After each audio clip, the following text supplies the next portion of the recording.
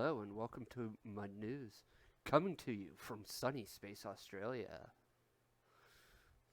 My shit is in the wrong spots. In today's news, thyroid hemorrhoids, new spires in the bubble, and we also have a few hot takes from the recent Axie event. I am really bad at talking.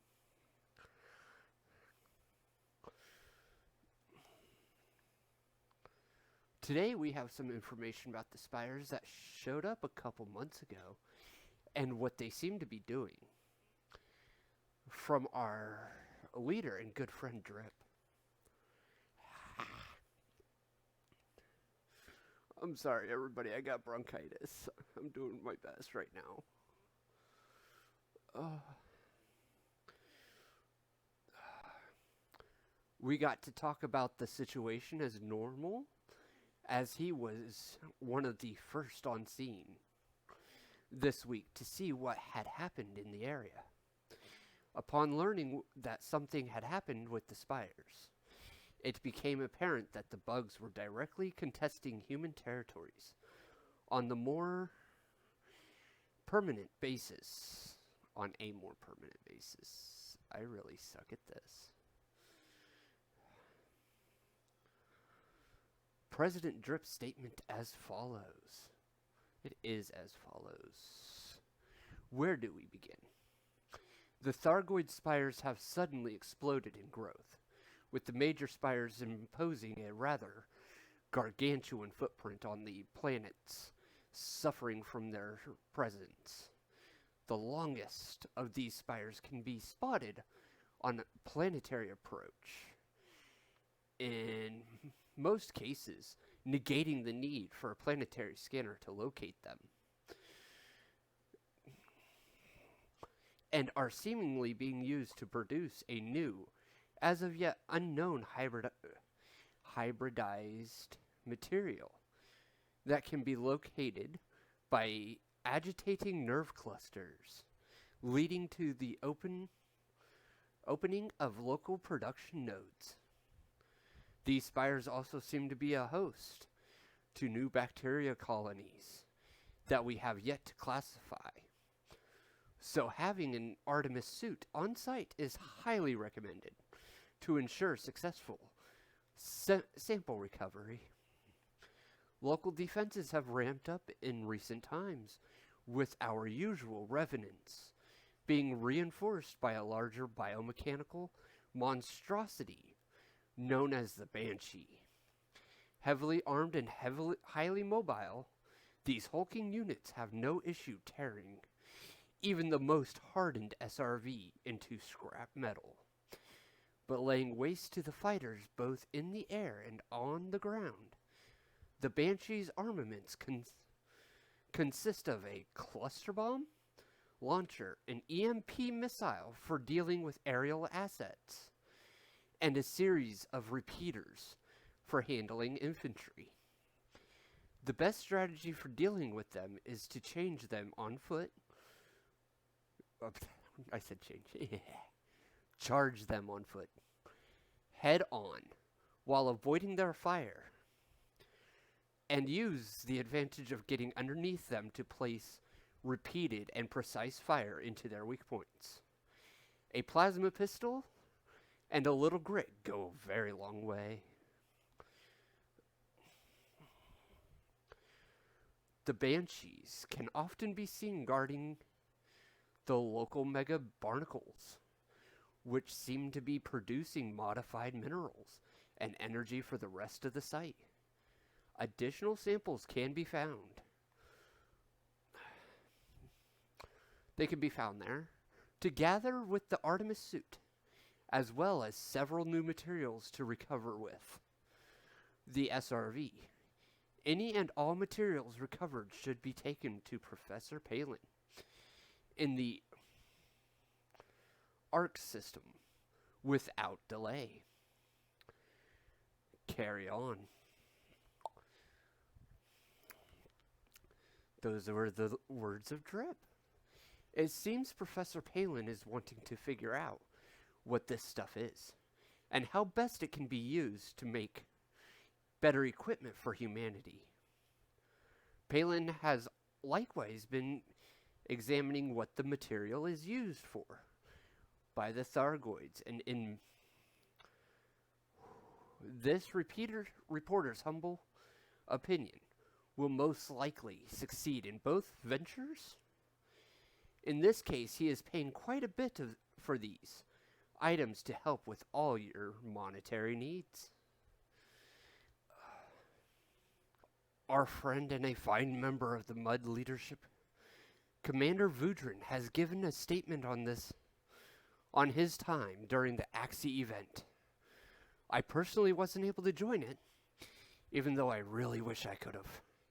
Would have been really cool to see firsthand such a large battle. As from the pictures that I have, it was epic. Apparently Vudrin was a little late getting to the event, but has been kind enough to give us a brief summary of what he had gone through after getting to the site of the operation.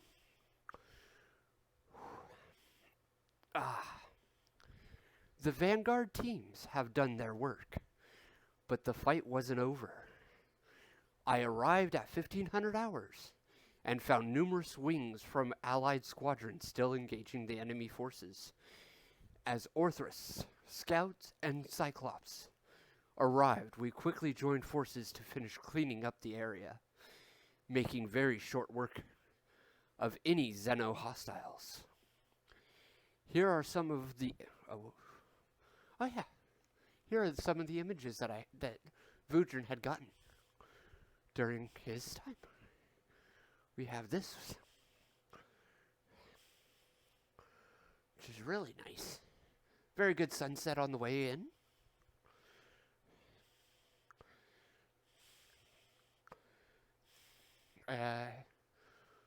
Vudrin was flying a crate.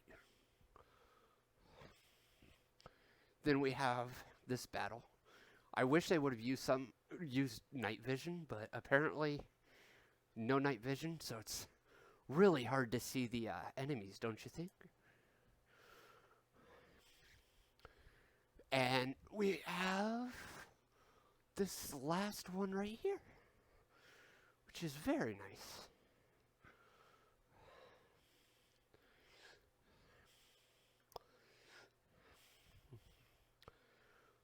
Our leader Drip has offered their summary of the battle that happened before Vudrin got there.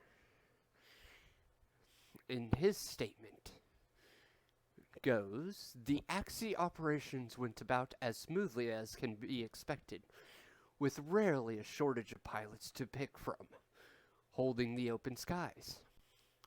One issue that commonly creeps up in such large affairs is a breakdown of the communications between the channels and groups of commanders, leading to a bunch of issues that unfortunately repeated themselves. By going into this event without a door check to establish the rules of engagement in the user base, the event was only partially successful, as too many people were continuously firing on Thargoids that were leaving the settlement, which directly caused the issue of repeat shutdown waves and Guardian tech degradation, which led to more Orthrus escapees than the general community should have witnessed. Still, more died than escaped by exceptional margins, and the Thargoids will certainly have felt this blow to their fleets. Yeah, I said feet. Thargoids have feet now. Operations on foot also went as cleanly as expected. As soon as boats touched soil, boats touch soil,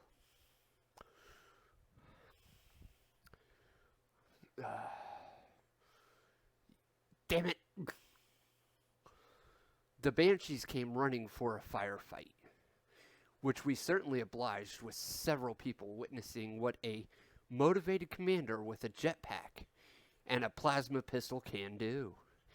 The enemy ground forces were rapidly decimated, leaving the skies clear for the AX operators in the air to begin decimating what assets had the misfortune of dropping in for some bug R&R. The next time a hunt of this sort is organized, I expect the community will wipe the spire clean of all caustic life. We have some breaking news on a war that's been raging between the factions of the Marlinus front and the Close Encounters Corps.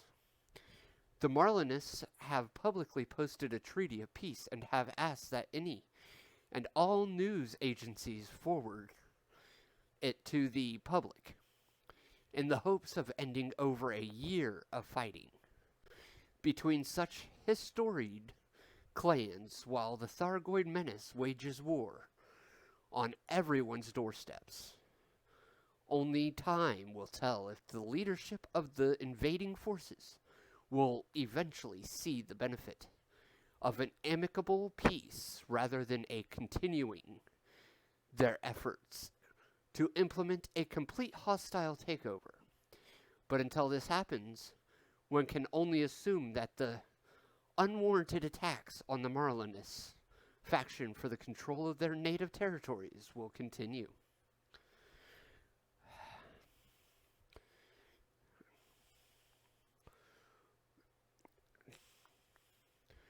As of October 16th, 3309, the election of the new president has concluded with Winters winning the vote on the 19th.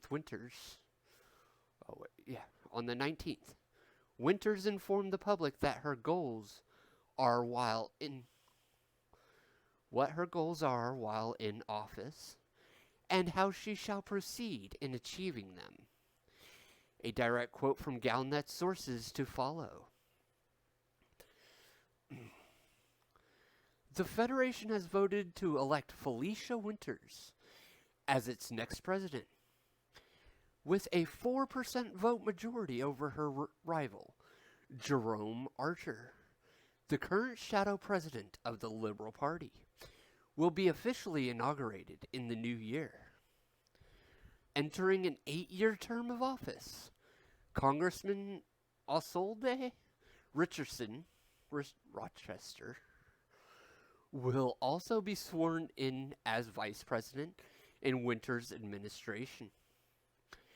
President Zachary Hudson will remain in power during the transition period, but will not be expected to implement any major policy changes.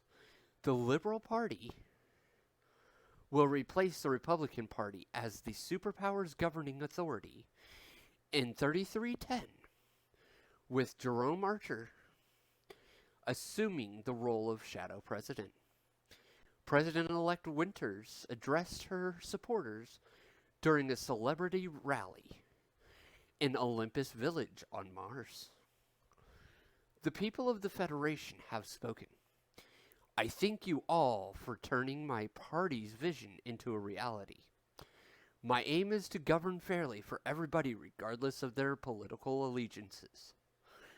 Together we will create optimism where there was fear, give shelter to those who are vulnerable, and improve the quality of life for each and every federal citizen. Vice President Jerome Archer formally conceded the election during a session of Congress. My compliments to Felicia Winters, who fought a strong campaign. I look forward to taking on the role of shadow president next year and ensuring that her government's proposals are thoroughly scrutinized from day one. The former presidents Antonia Madison and Jasmina Halsey, that name, okay, whom Winters temporarily replaced after the Starship One disaster, offered their congratulations.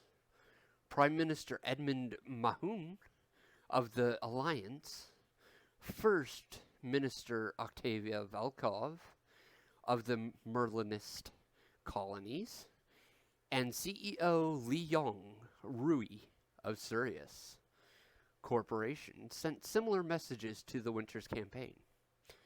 No formal acknowledgement was received from the Empire.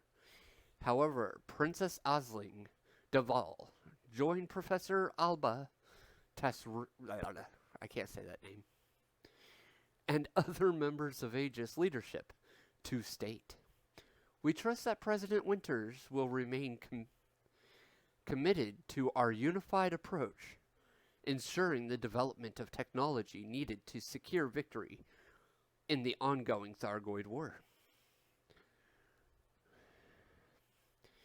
And now for Galnet's interview with President Winters, which went, President-elect Felicia Winters has discussed her election victory and other topics during an interview with the Federal Times.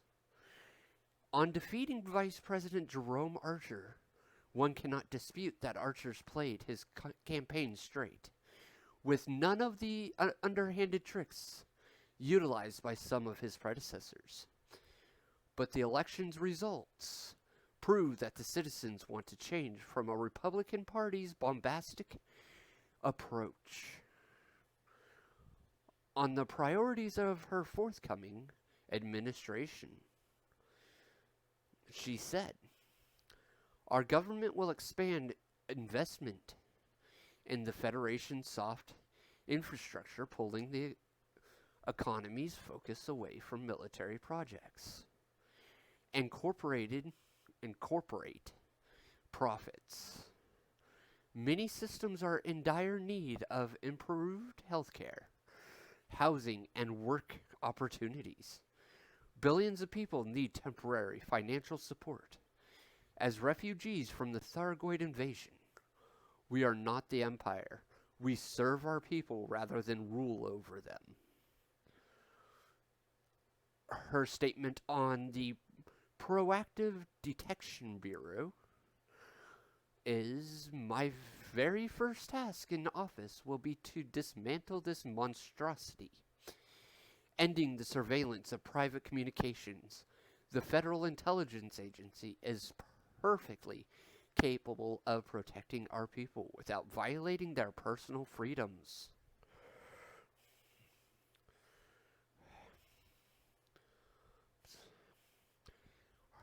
Her thoughts on the Thargoid War would go as, "I can assure everyone that while I lack the enthusiasm for war that my predecessor demonstrated, my administration takes office with the Thargoid invasion as a top priority. Aegis has led the way in developing new anti-xenotechnologies, and federal support for the agencies will continue."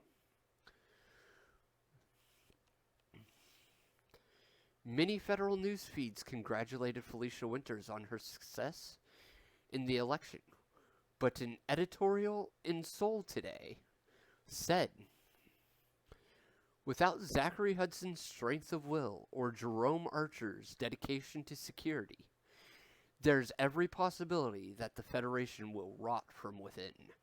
You can expect to see all manner of fringe groups and minorities grab the lion's share of funding, while freeloaders and criminals get a free pass. We predict that Winters will go down in history as one of the weakest presidents ever." It sure is nice to know that the news in Seoul have faith in their newly elected leader. This has been your Sunday MUDD News broadcast, so fly safe and never fly alone.